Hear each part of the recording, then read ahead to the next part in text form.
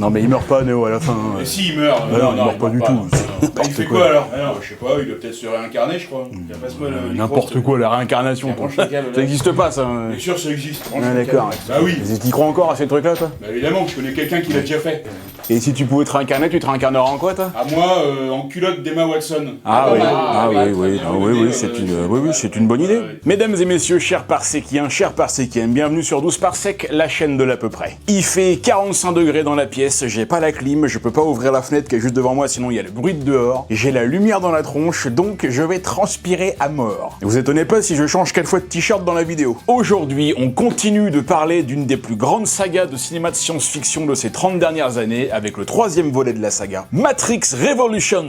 Hell yeah, motherfucker, yeah! Ce film a 23 ans, les gars. Hein, tant que ça? 23 ans. 23 ans, les gars, merde, mais qu'est-ce qui s'est passé? Comment ça se fait? C'est fou, le temps file à une vitesse. Ah là là, on dirait que la vie est si fragile. Où est passée notre jeunesse, les gars? Où est passée l'insouciance et la folie des débuts? Où sont passés nos rêves et notre folle envie de changer le monde? Ah, putain. Bah ça va, tu fais pas vieux, hein. Si. J'ai l'air vieux. Mais non, ça va. Si j'ai l'air vieux, vieux et faible, mais qu'en 42 ans comme moi vous aurez, moins en forme vous serez. Et on embrasse tous ceux qui sont encore plus vieux et qui regardent la chaîne. Allez, c'est parti, pour Matrix 3, on va se marrer les gars, vous allez voir, ça va être génial. Et tel l'oracle de la 12 Parsec, je prédis une nouvelle masterclass.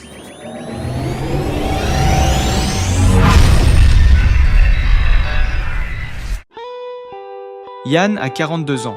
En apparence, c'est un homme comme les autres. Un compagnon aimant, un père de famille, un vidéaste passionné de cinéma, de science-fiction et de Mia Khalifa.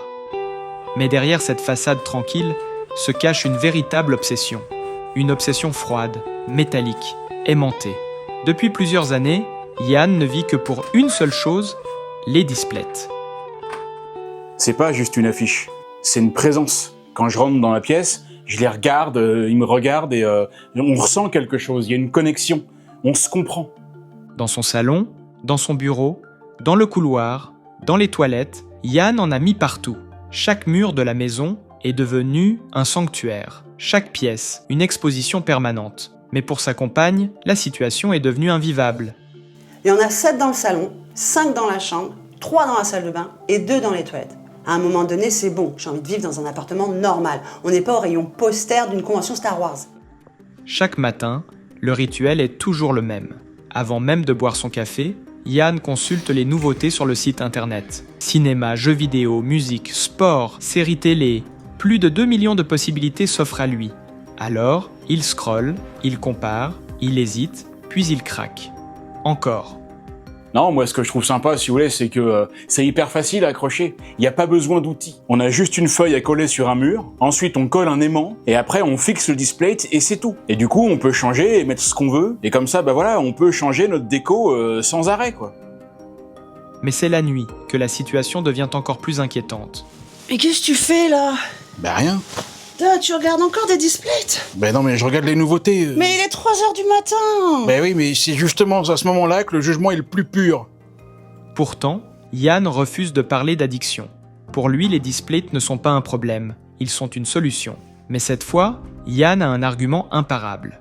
Pendant une durée limitée, Display propose une offre spéciale. Et pour lui, c'est le signe qu'il attendait. Bah depuis que j'ai vu que pour un display acheté, on avait 22% de réduction, pour 2 displays 27% et pour 3 displays 33%, en entrant le code à peu près sur le site ou alors en scannant le QR code en haut à gauche là. En plus, je crois qu'il y a le lien en description de la vidéo. Bah moi, ça je l'ai vu comme un signe de l'univers. T'en as commandé un autre? Mais non, j'en ai pas commandé un, j'en ai commandé 3. 3? Je peux tout expliquer, d'accord? Attends, regarde. Ça, c'est un Textra. C'est des displays avec une sorte de relief et un effet 3D. Tu ressens carrément les détails sous tes doigts, tu vois. Et ça reflète la lumière et tout, c'est magnifique. Ce que j'ai fait avec celui-là, tu vas beaucoup l'aimer. J'ai personnalisé un display avec une photo de nous. Oh mon amour. Bah oui. En allant sur le site, on peut choisir une photo à nous, on l'importe, le site l'analyse, et en 2 clics, on a personnalisé notre display. Allez, tiens, tu peux le mettre où tu veux, là. Oh, tu cœur. Ah, je t'avais dit, de toute façon, voilà, c'est le dernier, on n'en prendra plus jamais. Matrix Revolutions, 3e film de la saga Matrix, qui compte 4 films et 9 courts-métrages qu'on appelle les Animatrix, qui sont très sympas. Si vous les avez pas vus, écoutez, alors là, c'est pas grave. Matrix Révolution est la suite directe de Matrix Reloaded. Les deux films ont été tournés en même temps et sont conçus pour n'être véritablement qu'un seul film en deux parties. Un peu comme Kill Bill volume 1 et Kill Bill volume 2, ou Coup de foudre à Notting Hill et Mad Max Fury Road. C'est la suite directe. Hein. J'ai d'ailleurs fait 2 vidéos sur les 2 premiers Matrix, une par film, donc voilà, les liens sont dans la description, bien sûr, allez les voir, évidemment. C'est les meilleures vidéos de la chaîne, non? Oh bah, tu sais, statistiquement, elles peuvent pas être toutes les meilleures de la chaîne. Et pourtant... Non mais déjà, vous pouvez simplement revoir la vidéo sur Matrix Reloaded que j'ai fait avec l'ami Yoran de la chaîne Le Muséum des Pourquoi. Parce que comme Matrix 2 et 3 sont intimement liés, tout ce qu'on raconte un peu sur le film, sur le making-of, le pourquoi du comment et tout ça, ce qui vaut pour le 2 vaut aussi pour le 3 puisqu'ils ont été tournés en même temps. Donc je vais me permettre, si vous le voulez bien, de pas tout répéter ici. Pas de problème. De toute façon, ça a pas beaucoup changé. Neo, il capte toujours que dalle, il pose toujours autant de questions. Qu'est-ce que vous voulez? Où est-ce que ça nous mène? Pourquoi ça? Qui êtes-vous? Je ne sais pas. Où ça? Quel choix? Qui est l'homme du train? Qu'est-ce que ça veut dire? Il y a carrément un moment où il va avoir un dialogue avec un type, il ne va que lui poser des questions. À quelle heure le train arrive-t-il? Vous croyez que ça a un rapport avec moi? Vous connaissez l'oracle? Vous ne restez pas avec elle? Pourquoi? Et vous croyez au karma? Voilà, vous voyez, donc c'est ça quasiment tout le film. Puis alors bon, je vous mets pas la scène de l'oracle aussi, parce que là c'est pareil, il ne pose que des questions, voilà, non, il sait rien faire d'autre. Alors pourquoi ne pas m'avoir parlé de l'architecte? Pourquoi ne pas m'avoir parlé de Sion et des élus avant moi? Pourquoi ne pas m'avoir dit la vérité? Ah putain, mais sérieux, non mais t'en as pas marre de servir à rien, toi? On retrouve bien sûr tous les personnages du 2 qui ont tous beaucoup moins d'importance dans le 3. Trinity, elle est là, mais bon, elle va juste servir à accompagner Neo dans le monde des machines et à mourir. Mais arrête, tu spoil tout là, sérieux, c'est n'importe quoi ça. De toute façon, je m'en fous, je vais raconter tout le film. Morpheus, il est là aussi bien sûr, mais il sert absolument à rien. C'est pas compliqué, tout ce qu'il fait dans le film, on pourrait mettre n'importe quel autre personnage à la place, ce serait exactement pareil. Là, il est relégué à un simple type qui est là, parmi les autres. Alors à la fin du film, il devient copilote de Niobe, tu vois. Mais c'est pareil, je veux dire, ça pourrait complètement être quelqu'un d'autre, ce serait pareil. Et en même temps, quelque part, c'est pas forcément plus mal qu'il change un peu de rôle, parce qu'alors dans le 2, il était complètement allumé, quoi. Il a une araignée au plafond. Et d'ailleurs, c'est une question que je me suis posée en écrivant cette vidéo. Est-ce qu'on est bien au courant, Est-ce que c'est bien validé par tout le monde? Je veux dire, est-ce que c'est profondément ancré dans la pop culture que Morpheus, dans Matrix 2, il dit que de la merde? Attends, il se gourre quasiment sur toute la ligne. C'est-à-dire? Déjà, si tu veux, au début du film, il commence par dire que les machines, elles arriveront jamais jusqu'à Sion. Leur armée n'atteindra jamais les portes de Sion. Non, pas du tout, t'as raison. Il y a juste une armée de 250 000 sentinelles qui vont venir avec des Forest Giants pour défoncer tout le monde. Mais t'as raison, non, mais c'est bien, mais bravo Nostradamus, c'est parfait là. T'en as d'autres des comme ça, non? Attends, le mec il raconte à tout le monde des trucs avec une certitude absolue, alors qu'il se gourre complètement. Je crois d'ailleurs que Bruce de la chaîne Y Penser s'est beaucoup inspiré de lui. Et puis non, alors par contre, dans Matrix 3, il y a aussi beaucoup de nouveaux rôles, de nouveaux personnages un petit peu qui ont des rôles secondaires, mais qui sont tous assez cool. Et surtout, il y a Niobe, bordel, Jada Pinkett Smith. Alors elle est aussi belle qu'elle est badass. Je la kiffe, elle est un petit peu. Vous l'aimez bien? Et oui, parce qu'en fait, j'arrête pas de dire que Matrix 2 et 3 sont intimement liés et sont pareils, alors qu'en fait, en vérité, ils sont pas du tout pareils. Comme a dit Keanu Reeves en interview, Matrix 1 parle de la naissance, Matrix 2 de la vie et Matrix 3 de la mort. Et effectivement, si Matrix 2 se passait quasiment intégralement dans la matrice, avec très peu de scènes dans la réalité, il y avait quelques scènes de la ville souterraine de Sion qu'on découvrait, mais très peu, et bien ici, c'est exactement le contraire, puisque la majeure partie du film se passe dans le monde réel, avec les humains qui vont devoir défendre Sion contre les machines qui viennent les envahir, et seulement 3 ou 4 scènes dans la matrice, dont la scène du combat final entre Neo et l'agent Smith, où cette fois ils sont des centaines de milliers. Et d'ailleurs, je fais une petite parenthèse, parce que si jamais vous vous demandez pourquoi l'agent Smith s'appelle comme ça, c'est tout simplement parce que Smith, c'est le nom de famille le plus commun aux États-Unis. Et oui, j'ai vérifié, c'est bien ça. Et c'est pour ça que, voilà, comme il se propage partout, ils lui ont donné le nom le plus utilisé. Eh oui, c'est logique. Ils sont pas cons les frères Wachowski, Enfin, je veux dire, les sœurs, pardon. Oui, ils ont changé de sexe. Oui, je sais, merci. Oui, mais alors, du coup, moi, je sais pas trop comment faire, là. Est-ce que je dois dire il ou elle? Parce qu'aujourd'hui, ce sont des femmes, d'accord, mais au moment où ils ont fait le film, c'était des hommes. Donc je sais pas trop, moi, je fais comment, moi? Comment on fait? Tu peux dire Yel. Ah non, oh non. Alors attention, non, avec tout le respect, bien sûr.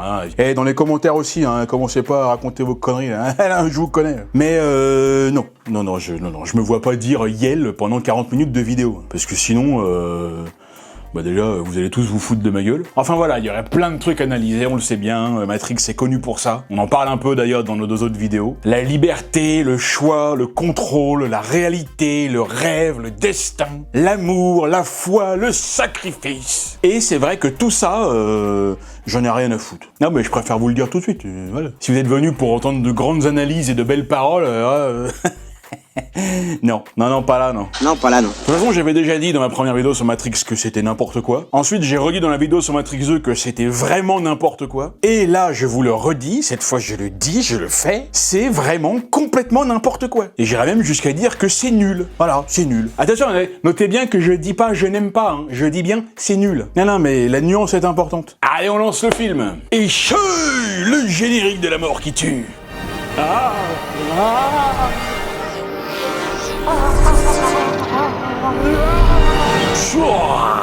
ouais, bah c'est bien fait. Ouais, je sais, non mais vous pouvez le dire. Hein. Ah bah on est en 2026, hein, la chaîne a presque 10 ans. On met les moyens, cette fois on les a mis, ouais. Et oui, j'ai déjà changé de t-shirt. Et on se retrouve direct avec l'équipage du vaisseau en pleine discussion. Bon les gars, c'est parti, là, c'est le 3e film, il va falloir envoyer du lourd. Hein. C'est-à-dire, bah il faut répondre à toutes les questions des 2 premiers films.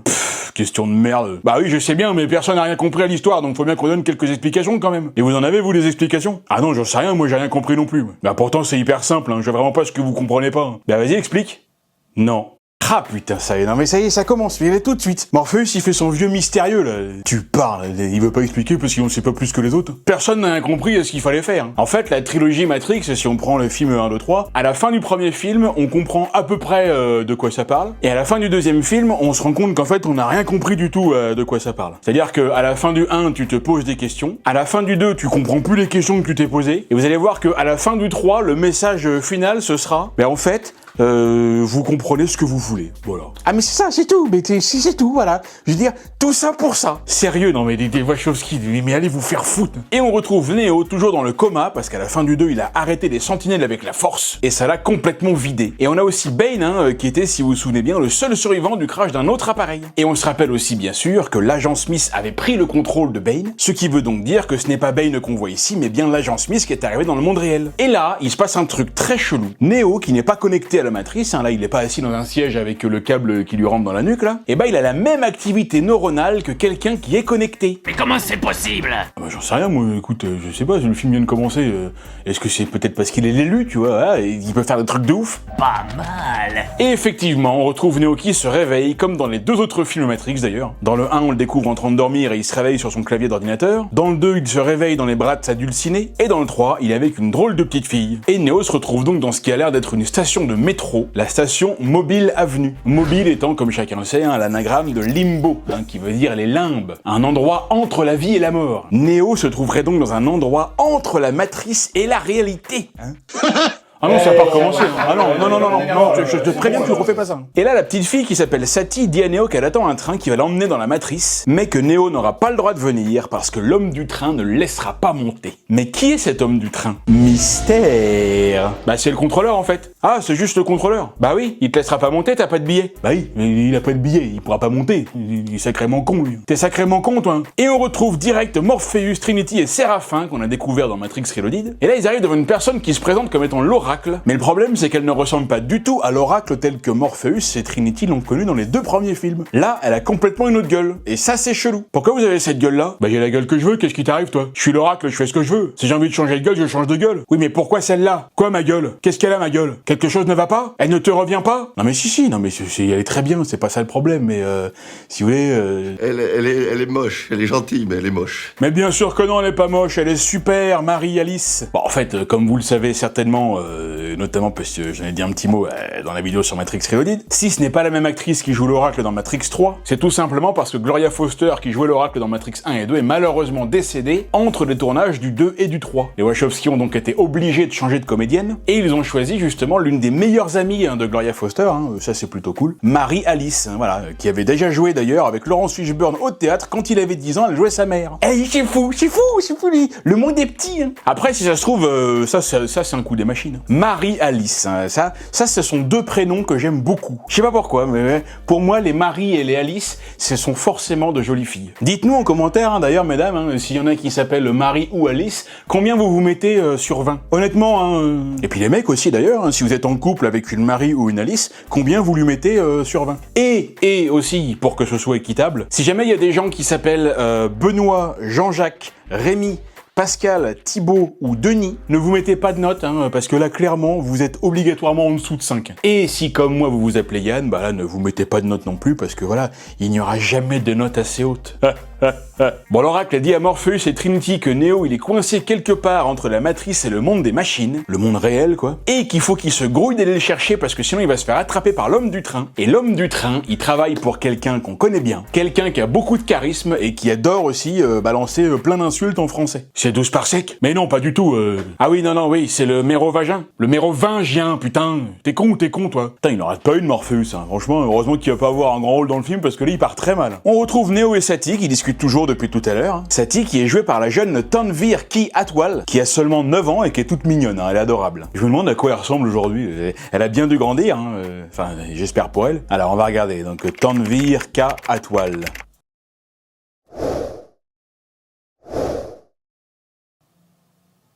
Ah oui, non d'accord, bah je préfère. Non mais sérieux, non mais... Qu'est-ce que c'est que cette gueule de merde? Est-ce que tu viens de la matrice? Oui. Non. Attends, là, si c'est oui, c'est pas non, là, il va falloir se décider, là. Putain, tu m'étonnes qu'on comprenne rien à ces films, que même les personnages, ils savent pas ce qu'ils foutent. Satie, viens par ici, ma puce.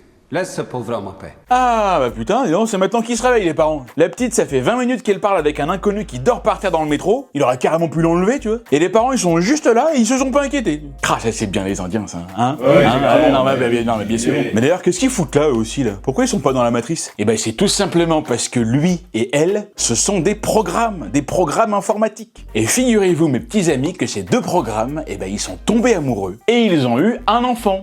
Voilà. Écoutez, là c'est vrai que le programme qui ont eu un enfant, je sais pas comment ils... je sais pas comment on est...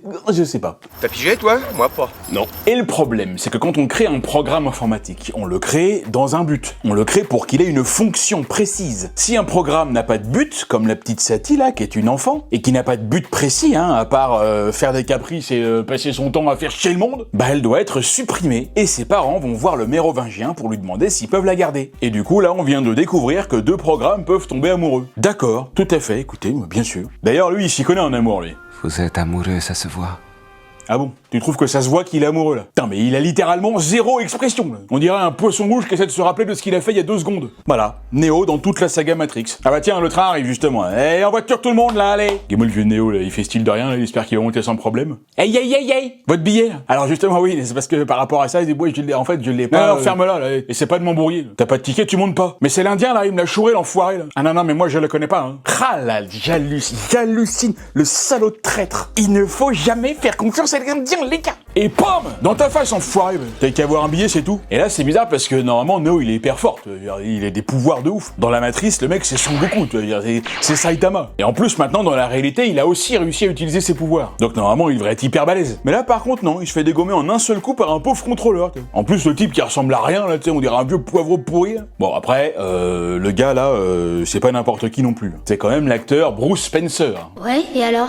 Et alors? Ah bah c'est quand même juste la bouche de Sauron dans Le Seigneur des Anneaux, c'est Tian Medon dans Star Wars épisode 3, il a aussi joué dans Pirates des Caraïbes, Les Chroniques de Narnia, Mad Max, et plein d'autres films encore. Hein, c'est pas un tocard le type. Contrairement à toi. Mais c'est ça, ferme-la toi. En tout cas, si tu prends tous les personnages qu'il a joués et que tu fusionnes leurs forces, bah normalement, Neo, il devrait quand même les défoncer, mais là c'est lui qui se fait défoncer. On retrouve Séraphin, Morpheus et Trinity qui veulent aller voir le mérovingien, et évidemment, il y a des gardes à éliminer, et là, c'est parti.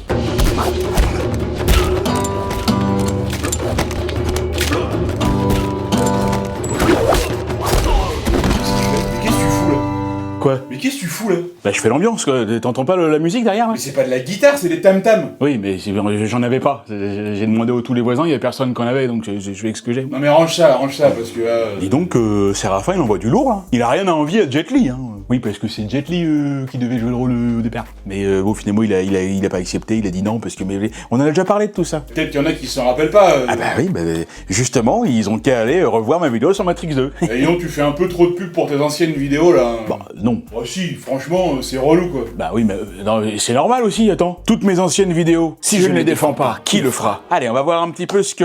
Là, on va voir. Ils appuient sur le bouton Help, avec le P abîmé, hein, ce qui donne Hell, car le mérovingien est le diable. Et là, c'est parti pour le deuxième round. Et cette fois, les mecs sautent au plafond pour mieux pouvoir se battre. Alors qu'en fait, ça ne sert absolument à rien. C'est pas parce que t'es au plafond que tu vas t'avantager dans le combat. Au contraire, hein, j'ai même tendance à dire que ça va être plus relou qu'autre chose parce que tu vas voir tout en inversé et tu vas un peu perdre tes repères. Je me souviens par exemple dans le jeu vidéo The Last of Us, hein, qui est, soit dit en passant, beaucoup mieux que la série. Hein. Pour ceux qui n'ont vu que la série, elle est pas mal. Mais le jeu vidéo, je l'ai fini 3 fois, il est 100 fois mieux. Et bah à un moment donné, il y a Joël qui se prend le pied dans un câble et il se retrouve la tête à l'envers. Donc on se retrouve la tête à l'envers et on doit shooter plein de zombies qui arrivent. Et bah je peux vous dire que c'est beaucoup plus chiant de les tirer à l'envers qu'à l'endroit parce que tu vises beaucoup moins bien. Bon bah écoutez, là c'est une petite scène de baston un peu comme toutes les autres, hein. Ça tire de partout mais ça touche personne. Il y a des pirouettes, des ralentis, des coups de tatane dans ta gueule. Et le problème, je trouve, c'est que tout ça, on commence un peu à le connaître. Dans le 1, c'était génial parce que c'était la surprise. Dans le 2, c'était cool mais c'était déjà une redite. Et dans le 3, moi là, je baille carrément devant la scène. Sérieux, tu sais, on dirait que les Wachowski, ils étaient un petit peu obligés de mettre ça dans leur film parce que c'est un peu la signature des bastons de Matrix. Limite, si elles avaient pas fait ça, on aurait pu leur reprocher, toi. Mais bon, je sais pas ce que vous en pensez, mais le problème c'est que maintenant, voilà, les scènes comme ça a beau être cool, tu veux plus en voir. C'est terminé, on veut voir autre chose. Et sinon quoi? Bah, j'en sais rien, moi, sinon quoi? Sinon, je ferai une grève de la faim, c'est tout. Sérieux, tu vas arrêter de manger? Non, mais ça n'a rien à voir, non, mais c'est juste que, voilà, non, je regarderai pas le film jusqu'à la fin, voilà. Je regarderai plus jamais aucune fin de film. Puis faut qu'il fasse gaffe, parce que si ça continue, je ferai une grève du début aussi, ouais. Et tu feras une grève du milieu après aussi? Non, ça je ferai pas de grève du milieu, non. Je regarderai que des milieux de films. Allez, il en reste un, Trinity a fait l'oiseau. Oh, c'est beau ça, hein. Et tu nous mets un petit cri d'oiseau, s'il te plaît, pour que ça fasse plus classe, là? Bah, je mets quoi? Bah, tu sais pas, moi, tu mets un truc cool, quoi, un truc qui a de la gueule. Ok. Mais putain, mais qu'est-ce que c'est que ça, là? C'est des bruits d'oiseaux, c'est des poules. Mais non, mais pas ça. Mais un cri d'aigle, tu vois, je sais pas, un truc comme ça, quoi. Ah, c'est un aigle? Bah oui. Okay. Bon, je remets l'extrait. Vas-y. Mais putain, c'est quoi ça? C'est pas un aigle? Bah si, c'est un aigle, mais il est malade. Oh putain, c'est pas vrai, mais c'est pas vrai. Le trio entre dans la boîte de nuit et se ferait un chemin avec leur gun en adoptant la technique dite du tourné-manège. Allez, on récupère leurs armes, ils arrivent enfin devant le mérovingien et sa femme Perséphone, qui est toujours aussi généreuse. Oh, c'est pas vrai, tu vas pas rester bloqué là-dessus quand même. Oui. Là, il y a la crampe de Pulp Fiction qui pointe Trinity avec son gun. Qu'est-ce qu'il fout là? Il s'est goré le film. Bon, le méro, il leur fait son petit speech de d'habitude, là, il parle à moitié en français, à moitié en anglais. Ce qui, en VF, n'a absolument aucun sens, puisque jamais personne à part lui ne parle anglais dans toute la saga. Donc pourquoi il balance des mots en anglais, quoi? Il a trop pas de sens, le film. Oui, mais en VO, ça a du sens. Mais je m'en fous, moi, je regarde pas en VO, je regarde en VF. Je veux que ça ait du sens en VO et en VF. Et ferme ta gueule, seul. Mais t'arrêtes. Donne-la-moi. Donne-la-moi, c'est bon. Non, j'en ai marre. La boîte d'extrait, donne-la-moi. C'est bon, je rigole. Non, c'est bon. Je pourrais plus mettre les extraits, là. Je m'en fous, c'est bon, c'est moi qui vais les mettre maintenant, ok? Bon, Morpheus, il dit qu'ils sont là pour marchander, parce que, ils veulent récupérer Neo, hein. Ah oui, c'est vrai, il y a Neo dans ce film. Ouais, non, c'est vrai. Ouais, j'ai complètement oublié, Et là, le méro, il dit qu'il veut une chose très particulière. Les yeux de l'oracle. Les yeux de l'oracle?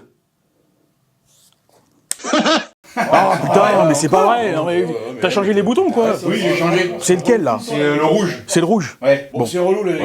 Je sais, bon, je recommence. Les yeux de l'oracle? Pourquoi faire? Ouais, c'est bon, là. Ça marche. Bah écoute, pourquoi faire? Je sais pas moi. En tout cas les autres ça les fait pas rire. Et rebelote pour un troisième round. Et cette fois-ci ils se battent contre à peu près 80 mecs qui ont tous des guns mais il y en a pas un seul qui va tirer. Putain mais sérieux, mais qu'est-ce qu'ils foutent ces abrutis de PNJ là? Ah je vous jure, hein, non mais sérieux, à part s'habiller en latex et se foutre des trucs dans le fion, je sais pas à quoi ils servent. Attends, on est dans Matrix ou la fistinière là? Qui a faim? Oh non mais ça marche pas ton truc, hein, franchement, tiens, reprends-le. Je vais le faire. Non, reprends-le parce que j'en ai Je marre. connais les boutons, moi, Ouais. c'est ça. Mais tu mets pas de conneries par contre. Hein. Non. Ouais. Tu mets les trucs qu'il y a dans le texte. Allez, t'inquiète. Bon, alors. Connard. Trinity colle son gun sur la tête du méro. Là, il a plus le choix. Et c'est précisément là que Monica Bellucci va ouvrir sa bouche pour dire sa seule réplique du film. C'est bon, c'est à moi là, je peux parler maintenant? Oui, vas-y. Oui. Bah oui, je sais plus ce que je dois dire, voilà. Voilà. Donc, merci beaucoup, Perséphone. Hésite surtout pas à intervenir, hein, si t'as des trucs importants à dire comme ça. Hein. Allez, ça aura pas été le plus grand rôle de Monica Bellucci, ça. Bon, Neo, pendant ce temps-là, lui, écoutez, il attend toujours, hein, voilà. Mais bon, le problème, c'est donc c'est la RATP aussi, hein. Donc ça va pas arriver tout de suite. Bon attendez, on sait tous que RATP veut dire rentre avec tes pieds. Et en fait non, le métro arrive. Et regardez qui en sort. Ah, c'est la belle Trinity qui s'empresse de se jeter dans les bras de son amoureux. Ah, c'est beau. Lui, elle... L'amour. Allez, de retour chez l'oracle qui est toujours en train de faire ses cookies là. C'est ça le secret. Il faut te servir de tes mains. Pourquoi? Pourquoi? Bah peut-être parce que si tu le fais avec le nez, ça marchera beaucoup moins bien, pauvre idiote. Et si tu le fais avec tes pieds, ce sera sacrément plus dégueulasse. Les cookies ont besoin d'amour, comme toute chose. Les cookies! Putain, arrêtez de dire les cookies. Ou alors un cookie, oui d'accord. Putain, c'est quand même pas compliqué quoi. Un cookie, des cookies. Un donut, des donuts. Un parsec, des parsecs. Ah non, alors justement non. Non, là, non, ça c'est pas un parsec, des parsecs. Bah pourquoi? Bah parce que c'est comme ça. Néo! Je suis contente que tu sois sorti. Moi aussi. Non. Quoi? Non. Mais j'ai rien dit. Ouais, c'est ça. Mais j'ai rien dit là. Eh ben justement, continue. Bon, la grosse discussion entre Néo et l'oracle, hein, comme j'ai dit tout à l'heure, Néo ne va faire que poser des questions. C'est vrai, hein, c'est pas une blague. Hein. Là, je crois que dans la scène là, il va poser mais au moins 30 questions. Et à chaque fois, je sais pas si vous en rappelez, mais alors l'oracle, mais voilà les vieilles réponses qu'elle donne. Quoi. Soit elle répond de la merde, c'est-à-dire des trucs hyper vagues ou complètement hors sujet. Soit elle répond que Néo connaît déjà la réponse. Et du coup, à moi aussi de vous poser une question, hein, une vraie question comme on dit. Je comprends pas pourquoi des fois on dit ça. Tu poses une question ou quelqu'un pose une question, puis tu sais pour dire que c'est sérieux. Non, mais c'est une vraie question. Ah, ok, ouais, bah écoutez, je savais pas qu'il existait des fausses questions. Ouais. Bon, en tout cas, là, je vous pose une vraie question. Dans toute la trilogie Matrix, à quoi sert l'oracle? On se le demande. À quoi sert l'oracle? Voilà, bah écoutez, vous avez 2 heures. Moi, je pense qu'elle sert à rien, mais bon. Attends, la première fois, elle lui dit rien. La deuxième fois, elle lui dit, pas mieux. Et la troisième fois, elle lui dit, oui, de toute façon, tu le savais déjà. Putain, mais le vieux personnage, quoi. Bon, en vrai, non, bien sûr, elle est quand même là un peu pour aider Néo, quoi. Elle est là pour plus ou moins gérer les anomalies du système. Elle est là pour orienter ses choix et les choix des humains. Pour leur donner l'illusion qu'ils ont le choix. Ce qui, justement, les fait se sentir humains et donc accepter la matrice. En gros, elle permet à la matrice de continuer à exister en apprenant des humains et de leur comportement et en leur disant ce qu'ils ont besoin d'entendre. C'est d'ailleurs une phrase qu'on entend à plusieurs reprises, pour qu'ils soient ensuite capables de faire leur propre choix. Et oui, en fait, elle fait tout ça. Mais bon,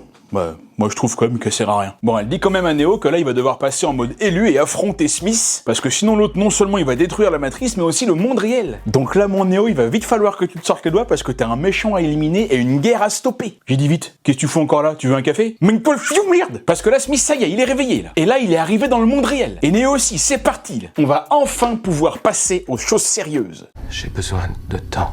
Demain, peut-être, on pourra passer aux choses sérieuses quand Néo il se sera reposé. Eh oui, bah écoutez, l'élu a besoin de temps. Hein. Sérieux, déjà qu'il ne fout absolument rien, mais il a besoin de temps pour en foutre encore moins. Dans la matrice, Smith arrive chez l'oracle et bloque Séraphin et Sati. Ça va-t-il? Non, Sati. Oui, bon, d'accord. Bon, c'est la fin. Non, c'est Raph, hein. Oh merde, vous faites chier, là, hein. C'est clair, là, comment ils sont relous, les gens qui passent leur temps à nous reprendre sur tous les mots, là. Ah, je déteste ceux qui font ça. Et là, Smith arrive enfin devant l'oracle. Bonjour, ça va bien? Vous voulez des cookies? On dit des cookies! Eh ben non, on dit des cookies. On peut aussi le dire en français, ça. Et oui, parce qu'en fait, je me suis renseigné et apparemment, on peut aussi dire des cookies. Et ça veut dire que je suis dégoûté parce que ça fait 20 ans que je prends la tête à tout le monde là-dessus. Et là, attention, truc de ouf! Smith s'approche de l'oracle et il la transforme en un nouvel agent Smith. Et maintenant les gars, cette fois on rigole plus. Parce que là c'est pas n'importe quel nouvel agent Smith là. C'est un agent Smith qui a la puissance de l'oracle. Il est tellement vénère qu'il enlève ses lunettes. Tu vois. Même les autres ont peur de lui. Là c'est l'agent Smith 2.0. C'est l'agent Smith ultra instinct. Là. Et du coup moi ça me fait aussi dire que l'oracle,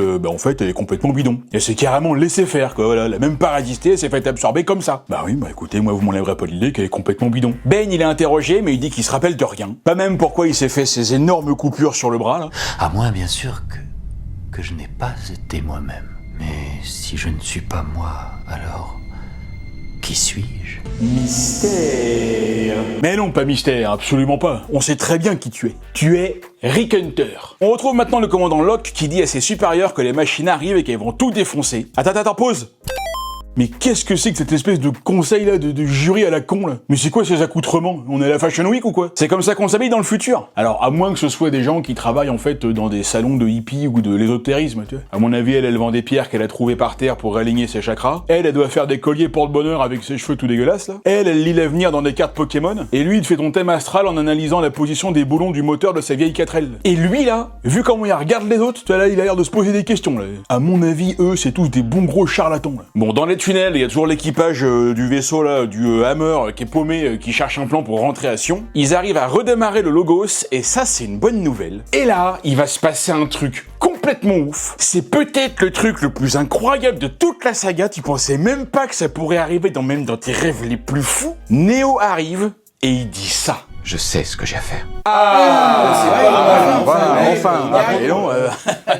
C'est pas trop tôt. Hein. Au bout de 45 minutes du 3e film, c'est maintenant, à la fin, que tu te décides à comprendre. Et là, il leur dit qu'il a besoin de réquisitionner un vaisseau pour aller dans le monde des machines. Et du coup, évidemment, les autres, ils se foutent un petit peu de sa gueule. Ça ne peut pas marcher. En un siècle, aucun vaisseau n'a pu l'approcher à moins de 100 km. Ça ne peut pas marcher. Et non, ça peut pas marcher. Roland lui laissera jamais prendre son vaisseau. Bah attends, c'est normal aussi. L'autre, il veut réquisitionner l'un des seuls vaisseaux qui marche encore pour aller se jeter tout seul dans la gueule du loup. Mais il se prend pour qui, l'autre blanc-bec, là? Pour l'élu?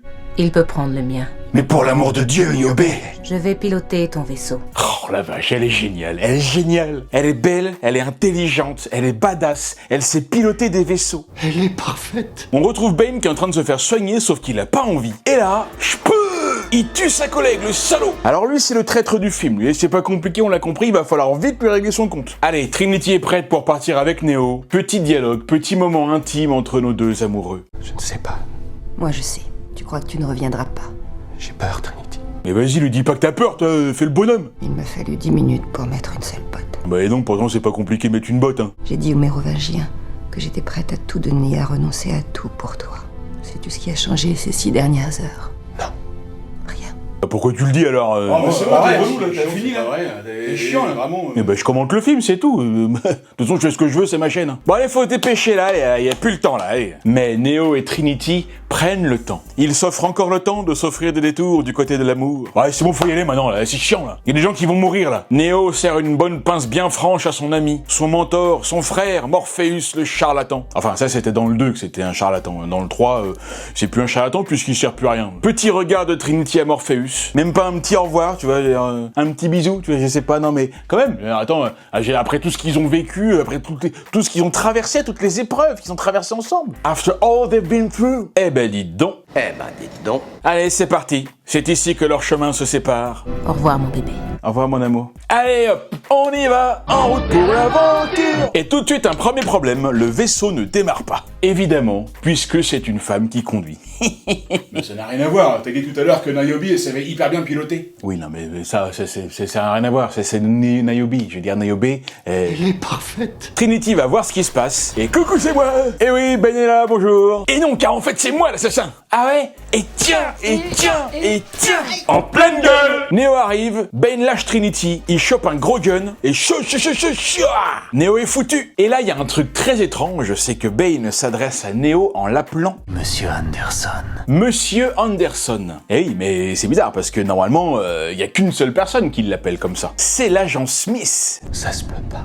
Nul endroit ne m'est inaccessible, nul endroit où je ne puisse vous retrouver. Et attention, Hajime.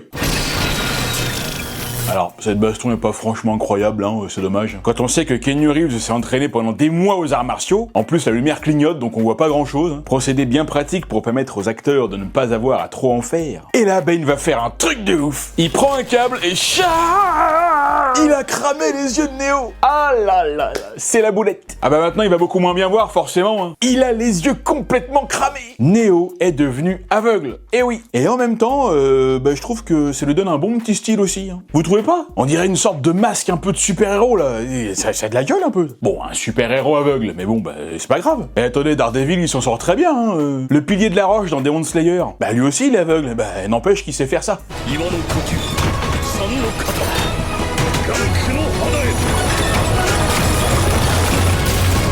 Et donc Neo, même s'il voit plus rien, il voit tout quand même. Et oui, Neo vient d'acquérir une toute nouvelle vision. La vision ultime, la vision de l'élu. Et fini l'agent Smith. En tout cas, pour le moment. Car si Neo vient de remporter une bataille, il faut maintenant gagner la guerre. Action, ça se prépare, hein. On charge à bloc toutes les unités APU. Putain, les mecs, ça a quand même un peu de gueule aussi, ça. Alors quand on voit ce genre de robot, on pense immédiatement, bien sûr, à Alien le Retour, dans lequel Ellen Ripley combat la reine alien avec un truc qui était en quelque sorte un peu l'ancêtre de tous ces robots-là, tu sais. Et d'ailleurs, James Cameron réutilisera aussi ces trucs-là dans ses films Avatar. Et là, dans Matrix, ils sont encore plus vénères et surtout beaucoup plus nombreux. Et il va bien falloir ça pour affronter les quelques 250 000 sentinelles qui s'apprêtent à arriver. Et qui ne devraient plus tarder maintenant, hein. Le combat risque d'être épique. Et là, il y a le capitaine Mifune qui fait le discours classique pour motiver ses troupes. Si l'heure est venue de mourir, c'est inéluctable. Je ne souhaite qu'une chose. S'il faut qu'on offre notre vie pour affronter ces saloperies, envoyons-les en enfer avant de leur en faire don. J'aime pas le discours. Pourquoi? J'aime pas le discours, c'est tout. J'aime pas la fin, j'aime pas ce qu'il dit, je trouve ça nul. Ça fait pas badass. Envoyons-les en enfer avant de leur en faire don. Ça marche pas, non, ça fonctionne pas du tout. Bah oui, mais t'aurais dit quoi, toi? Bah, je sais pas, moi j'aurais dit un truc plutôt du genre... On va tous les ces fils de... On va tous vous défoncer, gros... Ouais, mais c'est hyper vulgaire, ce que tu dis. Oui, peut-être, mais au moins on comprend quand même mieux le message. L'équipage du Hammer est toujours dans les tunnels. Faut surtout pas qu'ils fassent de bruit pour pas se faire repérer par les sentinelles. S'ils font le moindre bruit, c'est terminé pour eux. Toutes les sentinelles débarquent, et là, évidemment, avec Niobe, bah ça va bien se passer. Allez Niobe, t'es la meilleure, là, on compte sur toi. Là. On place tous nos histoires en toi, ma puce. On sait que t'es la meilleure, tu peux le faire, sans problème, tu l'as déjà fait. Oh putain, mais c'est pas vrai, merde. Mais t'es vraiment nul, c'est pas possible. Oh là là, la grosse débile, quoi. Bon bah voilà, hein, évidemment, toutes les sentinelles arrivent. Je vous conseille vivement de vous débiner avant que l'un de vous se prenne un mauvais coup. Allez vite, on se dépêche, là, c'est pas le moment de merder, là. Bon là, elle a tapé n'importe quoi. Non mais attends, vous avez vu, elle a tapé tellement vite, là, elle a même pas fait un misclick. T'imagines, elle tape hyper vite, et puis sans faire exprès, bah elle coupe un moteur. Oh putain, mais qui s'est encore foutu là? T'as tapé trop vite, hein? Ouais, bah d'habitude ça marche, hein. Ah putain, elle en rate pas une celle-là. Ah, c'est pas un hasard si elle sortait avec Morpheus, hein. Je sais pas lequel des deux a déteint sur l'autre, mais elle ferait mieux d'aller s'entraîner, hein. Comme Demi Moore dans G.I. Jane. Eh, petit ref là pour ceux qui l'ont là. À Sion, c'est le calme avant la tempête. C'est ici que va se jouer l'avenir de l'humanité. Le sort de la Terre va dépendre de vous. Pardon. En tout cas, c'est bel et bien ici que va se jouer le sort de l'humanité. L'humanité. Un mot qui devrait prendre un sens nouveau pour nous aujourd'hui. Allez, préparez-vous. Une journée rouge, avant que le soleil ne se lève. Allez les gars, les machines peuvent nous ôter notre vie, mais elles ne nous ôteront jamais notre liberté. Et n'oubliez pas, ce qu'on fait dans sa vie résonne dans l'éternité. Allez, attention, le plafond se fissure. Préparez-vous. On pointe tous les canons, les gars. Les machines ont fait une brèche. On va les accueillir comme il se doit. On arrose la zone, les gars. Attention. Contact.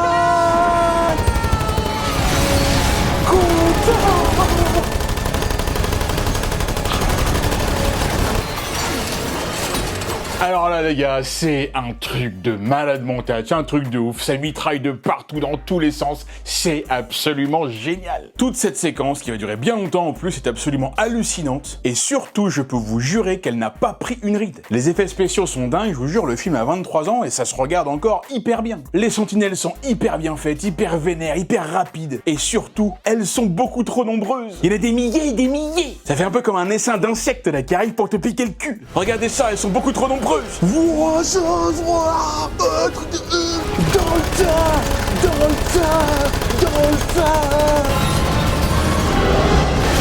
Pendant ce temps-là, le Hammer se fait toujours poursuivre par d'autres sentinelles, c'est carrément le bordel aussi. Au QG, il capte le signal, le Hammer arrive dans 12 minutes, et il a à son bord un EMP qui pourrait neutraliser toutes les sentinelles. Alors un EMP, qu'est-ce que c'est un EMP? Alors pour expliquer comment fonctionne un EMP, alors on va faire appel à un collègue, à un ami, PH de la chaîne Le Point de Genius, qui se fera un plaisir, bien sûr, de nous expliquer comment ça fonctionne. Alors, PH, à toi.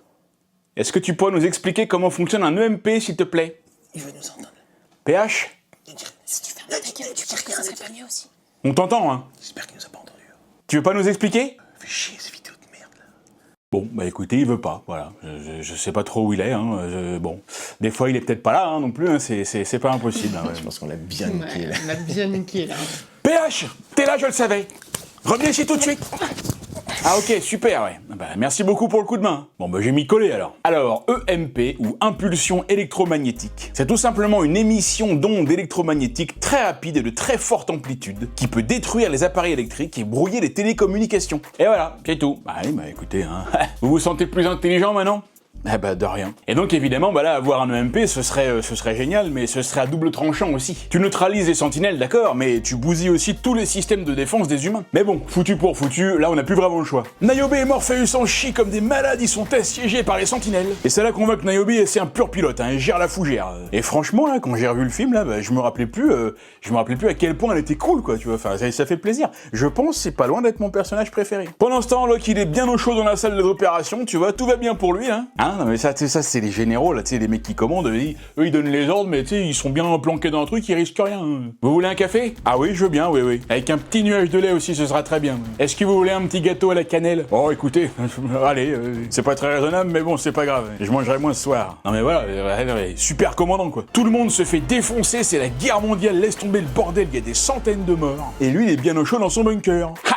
Heureusement que c'est de la science-fiction, hein, et que ça n'arriverait jamais dans la vie réelle, hein.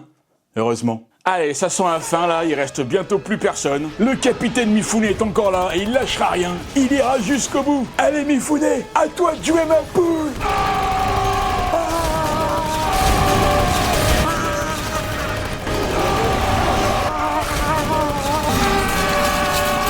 Voilà, ça c'est un vrai capitaine, lui au moins il se bat jusqu'au bout. Pour l'honneur, je meurs. Et effectivement là il va pas très bien, là il a une petite coupure au visage. On va peut-être lui mettre un petit pansement quand même là. Et là il dit au kid d'aller ouvrir la porte pour laisser entrer le Hammer. Alors le kid il prend le robot, il shoot dans la porte. Et attention, le Hammer arrive à balle. Et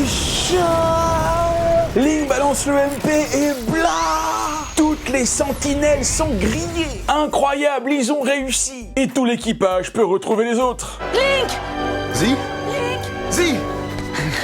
Zi! Et alors là, bon, normalement, tu devrais quand même être un peu content que le Hammer ait sauvé tout le monde, quoi. Enfin, en tout cas, tous les gens qui restent. Mais non, l'autre vieille Locke, là, évidemment, il va encore faire la gueule. Parce que comme le MP a détruit tout leur système de défense, bah maintenant, la prochaine salve de sentinelles qui va arriver, bah là, clairement, ils vont se faire bouffer tout cru. Sauvez le quai, capitaine. Vous le leur avez offert sur un plateau. Non mais dis donc, c'est facile de critiquer, là. Et toujours là, triquité. T'as fait quoi, toi, pendant tout ce temps, pauvre con? La prochaine fois, prends un gun et viens défendre le quai avec tout le monde. Ah bah tiens, regarde, là de quoi faire, là. La deuxième vague arrive. Et c'est reparti. Et attention,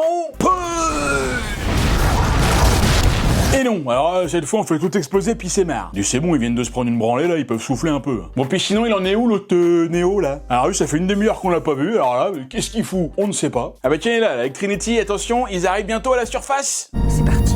Bah non, c'est ma phrase ça. C'est moi qui dis c'est parti. Oh l'autre me vole mes répliques. Ils passent au-dessus des champs de culture d'humains qu'on a vus dans le premier film. Ils arrivent près des montagnes, mais une armée de sentinelles fait face à eux. Et là, Neo, c'est l'élu. The Chosen One. Il est encore plus fort que Rey dans Star Trek. Alors il lève la main et il leur dit « Non, vous nous laissez tranquilles !» Et bah, il défonce à nouveau toutes les sentinelles juste par la pensée. C'est incroyable. Alors là, j'aimerais quand même bien qu'on m'explique comment il a fait, parce que, bon, à la limite que ce soit dans la matrice, je veux bien l'accepter, je veux dire, avec tous les trucs de ouf qu'on a vu qu'il faisait, bon, pourquoi pas. Mais là, dans le monde réel, là, je sais pas. Vous m'enlèverez pas de l'idée que c'est quand même légèrement un petit foutage de gueule. Je veux dire, je sais que c'est de la science-fiction, mais là, quand même, on est censé être dans le monde réel.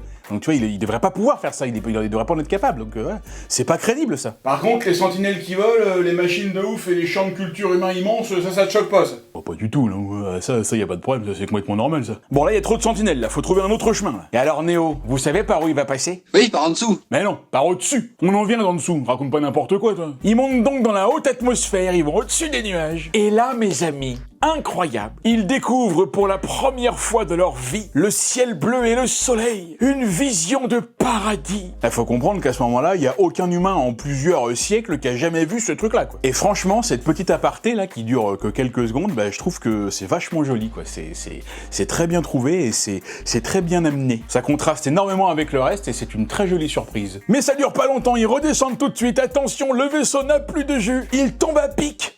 Bon, manuellement, ça va redémarrer. Il tombe à fond, le vaisseau redémarre à la dernière seconde et attention,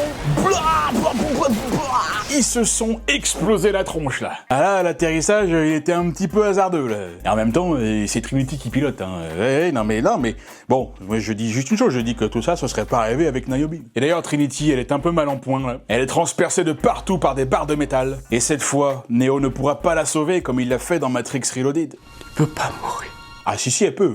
Tu peux pas. Ah si, je te jure, regarde bien, tu vas voir. Bon, avant, évidemment, elle va lui dire tout un tas de trucs romantiques, comme quoi que oui, il peut pas savoir à quel point qu'elle a aimé, et tout ça. C'est assez beau, hein, cela dit, hein, et plus sérieusement, c'est une scène qui est comme assez forte et très triste. C'est très touchant, hein, et surtout, c'est un petit peu long, aussi, peut-être, hein, on a un petit peu hâte que ça termine. T'es bien gentil, ma Trinity, mais dépêche-toi de crever qu'on puisse aller spectacle, l'agent Smith. Attends, on va avoir de la baston, nous, bordel. Et voilà, Trinity meurt dans les bras de l'homme qu'elle aimait. C'est tragique. Ainsi va la vie, ainsi va la force. Et désormais, Neo n'a plus rien à perdre. Il est décidé à en finir. Allez, il marche seul, sans témoin, sans personne. Il avance dans le couloir de la mort. Il ne voit pas. Il ressent. Et paradoxalement, il voit. Il voit la vie en jaune, en doré. C'est assez joli, hein, d'ailleurs. On sait pas trop d'où ça vient, cette sorte de vision comme ça, là. Et on s'en fout, d'ailleurs. On n'est plus à ça près. Enfin, moi, je sais, mais bon, je vous le dirai pas. Si vous savez, dans les commentaires, hein, allez-y. Et d'ailleurs, pour celui ou celle qui trouvera, il y a un cadeau à gagner. Hein. Bien sûr, j'avais oublié. C'est quoi le cadeau du jour, déjà? C'est une poutre. Ah, ouais, parfait. Bon, par contre, il faudra venir la chercher à Marseille. Hein. Et Neo se retrouve enfin en plein cœur de la ville des machines. C'est complètement ouf. Ça a une bonne gueule, quand même. Hein. Et du style. Hein. Il y a un côté hyper bizarre, tu vois, je sais pas si c'est une ville, mais en même temps, il y a un côté très organique, tu vois un petit peu les trucs qui bougent, on dirait que c'est vivant, quoi. Et d'ailleurs, c'est bizarre, ça. Pourquoi les machines, elles ont besoin d'immeubles? Il y a des machines qui habitent dans les étages et tout. Et là, truc de ouf, encore un. Il y a un gigantesque oursin qui arrive et qui se place face à Neo. Et Neo, lui, voit un immense truc qui brille de ouf, comme s'il y avait un soleil en face de lui. Ça pourrait un peu faire penser au plan de la fin du film de Sunshine, tu sais, quand Kappa, il se retrouve face au soleil, là. Et là, Jojo l'oursin, il est pas content, parce qu'il y a un humain dans sa ville. Il sort plein de petits trucs minuscules, là pour Neo ça sent le sapin. Alors là il faut faire quelque chose, là. Il faut tout de suite détendre l'atmosphère. Moi si j'étais Neo, tout de suite je sortirais une bonne petite blague. C'est quoi un petit pois avec une épée face à une carotte avec une épée? Je sais pas. Un bon duel. Putain mais c'est de la merde! Non mais sérieux, non mais j'avais dit une bonne blague. Ah voilà c'est terminé, il va se faire défoncer. Hein. Le programme Smith n'est plus sous votre contrôle. On n'a pas besoin de toi! Ah il est vénère le Jojo là. Non mais là les négociations s'annoncent compliquées là. Qu'est-ce que tu veux? La paix. Et là, à Sion, les sentinelles qui étaient sur le point de tuer les derniers humains se mettent tout en veille, car les machines ont accepté le marché de Neo. S'il élimine l'agent Smith, la guerre sera finie.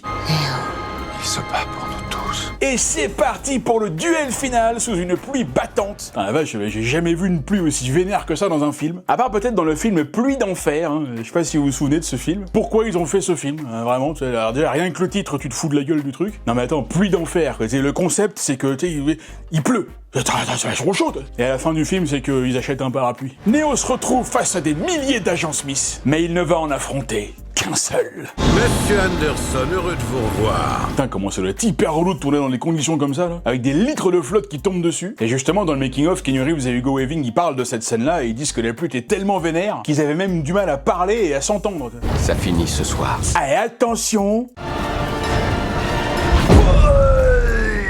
Alors là les gars, je crois que les fans seront tous à peu près d'accord pour dire que à l'époque, au moment où on découvre cette scène au cinéma, on est tous ultra fans parce que c'est clairement ce qui se rapproche le plus d'un combat dans le plus pur style de Dragon Ball Z. Là les gars, c'est Son Goku contre Vegeta et franchement, ça a de la gueule. Et franchement suicide. À l'époque, ça avait carrément de gueule. Aujourd'hui, c'est un petit peu plus vieilli quand même, hein, ne nous mentons pas, mais à l'époque, c'était quand même terrible. Le combat est bien long, rythmé, les chorégraphies sont franchement pas dégueu. Il y a des bons coups bien vénères. Ensuite, ils vont carrément se battre dans les airs. Là, on est dans du DBZ pur et dur. On pourrait même rajouter les bruitages officiels pour que ça passe tout seul.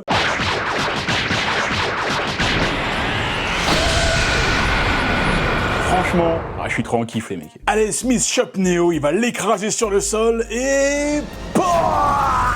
Et ouais, là, Neo, il s'est fait aplatir comme une crème. Mais croyez-vous qu'il va renoncer? Jamais de la vie. Il va aller jusqu'au bout. Et d'ailleurs, ça, c'est quelque chose que Smith ne comprend pas. Il n'arrive pas à comprendre pourquoi Neo persiste alors qu'il devrait savoir qu'il a perdu. Ah, puis il est carrément vénère, hein. Il engueule Neo, quoi. Pourquoi, monsieur Anderson? Pourquoi persister? Parce que j'en ai fait le choix. Mais quelle réponse de merde! Mais quelle réponse de merde! Parce que j'en ai fait le choix, mais c'est pas une réponse, ça. Mais pourquoi t'as fait ce choix, couillon? C'est ça qu'on me demande. Parce que j'en ai fait le choix, abruti, mais ça explique rien du tout, ça. Pourquoi tu fais ça? Pourquoi? Explique-nous. Eh bah parce que. Voilà. Parce que, c'est tout. C'est comme ça. Je n'ai pas d'autre explication. Ah, sérieux, non mais j'ai envie de lui foutre une gifle. J'espère trop qu'il va perdre. Et d'ailleurs, il est sur le point de perdre. Il se prend un coup bien vénère. Smith s'approche de lui. Il dit qu'il a déjà vu cette scène, mais surtout, il dit que tout ce qui a commencé doit finir, Neo. Neo? Tiens, pourquoi il l'appelle Neo d'un seul coup? Il l'a toujours appelé Monsieur Anderson depuis le début. Et qu'est-ce que c'est que cette phrase là qui dit là? Tout ce qui a commencé doit finir. Cette phrase a déjà été prononcée, mais pas par lui. Et ça, Neo le sait. Il se passe quelque chose. Smith ne comprend pas et il prend peur. Oh pauvre petit père, t'as peur mon cono? Il se précipite sur Neo pour le transformer. Et là, Neo ne lutte pas, il se laisse faire. Encore un mystère. Il se sacrifie parce que c'est inévitable. Et oui, tout ce qui a un début a une fin. Et ça y est, Neo est devenu à son tour un agent Smith, c'est incroyable. Mais alors qu'est-ce qui va se passer maintenant? Tout est fini, tout est perdu. Mais pourquoi il s'est laissé faire, Neo? Mais parce qu'il avait tout prévu, bien sûr. Car en laissant Smith le contaminer, ce sont les machines qui peuvent désormais l'atteindre à travers Neo. C'est incroyable ça. Et là, les machines balancent un bon gros antivirus. Neo se prend tout dans la tronche, il se met en mode Jésus-Christ. La croix de lumière apparaît et attention, le truc de ouf, de malade mental incroyable, complètement dingue. Tous les agents Smith disparaissent. C'est terminé. Neo a gagné. Et à Sion, toutes les machines s'en vont. Neo a réussi. La guerre est finie. Tout le monde est heureux et crie de joie. Niobe se jette dans les bras de Morpheus, qui est trop fade et qui se dit qu'il va enfin peut-être pouvoir se la tirer ce soir. Et tout ça, c'est grâce à Neo et aux machines. Neo est emmené, on ne sait pas s'il est mort, moi j'espère qu'il est mort parce qu'il m'énerve. Et on termine avec une dernière petite scène où on revoit l'oracle et l'architecte qui disent que la période de paix qui s'annonce durera. On ne sait pas, on sait pas du tout combien de temps ça durera. Et on termine sur un magnifique coucher de soleil créé par Satie elle-même qui est devenue Madame Météo. Et fin, réalisé par les frères Wachowski. Enfin je veux dire... les sœurs du coup maintenant. Oui. Et voilà, c'est tout ce que je peux vous dire sur le film Matrix Revolutions qui termine la saga Matrix. Et non, pas du tout, puisqu'évidemment, comme chacun le sait, un 4e volet de la saga Matrix a été réalisé en 2021 par Lana Wachowski uniquement, Lily n'a pas voulu revenir, et pour cause, car Matrix 4, pour celles et ceux qui l'ont vu, n'est pas vraiment Matrix 4 au sens classique du terme, si on peut dire, parce qu'il prend toute l'histoire des 3 premiers complètement à contre-pied, en prenant du recul sur la saga presque 20 ans après, et en faisant en quelque sorte un film Matrix qui raconte de façon méta l'impossibilité de refaire un film Matrix. C'est très bizarre, je sais, le film est très bizarre, c'est un concept un peu spécial, mais c'est pas nul pour autant. Et je l'ai vu une seule fois au cinéma, et en fait, j'en ai pas beaucoup de souvenirs, mais je me rappelle simplement que j'avais bien aimé. On en parlera en vidéo un jour. Et si ça vous intéresse, il y a Bruce de la chaîne Y Penser qui a sorti une vidéo spécialement sur ce film. Allez, je vous laisse, la prochaine vidéo arrive très vite normalement, en tout cas je l'espère, on bosse pour ça. Restez toujours dans l'à peu près. C'était Yann Solo sur 12 par sec. Ciao.